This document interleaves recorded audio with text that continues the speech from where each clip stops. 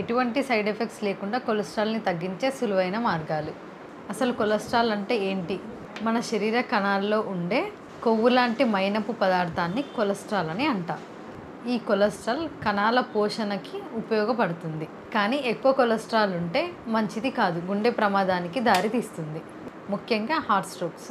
ముందుగా కొలెస్ట్రాల్ పెరగడానికి రీజన్స్ ఏంటో తెలుసుకుందాం. వివిధ కారణాల వల్ల కొలెస్ట్రాల్ లెవెల్స్ అనేది పెరిగిపోతూ ఉంటుంది. అంటే వాళ్ళ లైఫ్ స్టైల్ సరిగ్గా లేకపోవడం, అంటే టైం టు టైం తీసుకోకపోవడం, అట్లా తిన్న వెంటనే పడుకోవడం వల్ల ఒబిసిటీ కారణాలు వస్తూ ఉంటాయి. అంటే అధిక బరువు పెరిగిపోవడం, స్మోకింగ్ కానీ డ్రింకింగ్ హ్యాబిట్స్ ఇట్లాంటి ఉన్న వాళ్ళందరికీ కొలెస్ట్రాల్ అనేది పెరిగిపోతూ ఉంటుంది.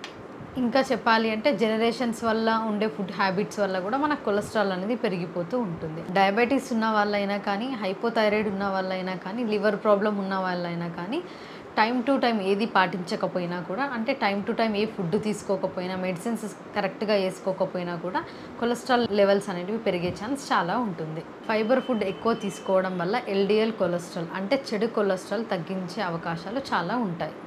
ఫైబర్ ఫుడ్ అంటే పొట్టు తీయని గింజలు కానీ, పప్పులు కానీ, ఫ్రెష్ ఫ్రూట్స్ అండ్ వెజిటేబుల్స్ తీసుకోవడం వల్ల ఫైబర్ అనేది మనకు వస్తుంది. దీనివల్ల చెడు కొలెస్ట్రాల్ తగ్గే అవకాశాలు చాలా ఉంటాయి. ముఖ్యంగా బెర్రీస్ కానీ, సిట్రస్ ఫ్రూట్స్ అంటే ఆరెంజెస్ కానీ, లెమన్ కానీ, కివీ ఫ్రూట్ కానీ, ఆకుపచ్చని కూరగాయలు, మొలకెత్తిన గింజలు అంటే మొలకెత్తిన పెసర్లు కానీ, క్యాబేజీ, క్యాలీఫ్లవర్ ఇట్లాంటివి తీసుకోవడం వల్ల కొలెస్ట్రాల్ లెవెల్స్ అనేటివి కంట్రోల్లో ఉండడానికి ముఖ్యంగా ఉపయోగపడతాయి. బాదం కానీ, చియా సీడ్స్, ఫ్లాక్స్ సీడ్స్ ఇలాంటివి తీసుకోవడం వల్ల కొలెస్ట్రాల్ లెవెల్స్ అనేటివి నార్మల్గా ఉంటాయి. ఇలాంటివన్నీ మీరు అప్పుడప్పుడు స్నాక్ టైంలో కూడా తీసుకోవచ్చు. కొవ్వుతో కూడిన చేపలు, ఇంకా కొవ్వుతో కూడిన చేపలు తీసుకోవడం చాలా ముఖ్యం.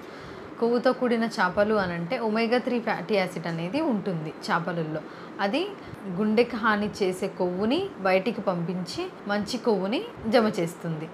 దీనివల్ల గుండె ఆరోగ్యకరంగా ఉంటుంది. కావున మీ లైఫ్ స్టైల్లో చేపలు ఇంక్లూడ్ చేసుకుంటే చాలా బెటర్. వెల్లుల్లి, మీరు వినే ఉంటారు ఉల్లి చేసే మేలు తల్లి కూడా చేయదు అని. అలాంటిదే వెల్లుల్లిలో చాలా ఔషధ గుణాలు కలిగి ఉంటాయి. దీనిలో కొలెస్ట్రాల్ అండ్ బీపీని తగ్గించే సామర్థ్యాలు చాలా ఉంటాయి.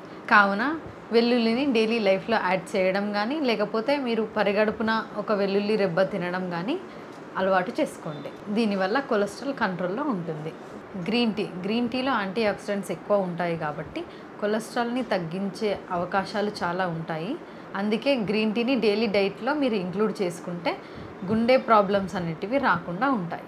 నెక్స్ట్ ఆలివ్ ఆయిల్లో antioxidants and mono unsaturated fats అంటే గుడ్ ఫ్యాట్స్ ఉంటాయి కాబట్టి మీరు ఆలివ్ ఆయిల్ని వంట రూపంలో కాకుండా సలాడ్ డ్రెస్సింగ్ లాగా కూడా యూస్ చేసుకోవచ్చు. అంటే ఇప్పుడు కీరా, క్యారెట్ అలా సలాడ్ లాగా తీసుకున్న దానిపైన జస్ట్ 2-3 డ్రాప్స్ లాగా వేసుకొని కూడా మీరు తీసుకోవచ్చు.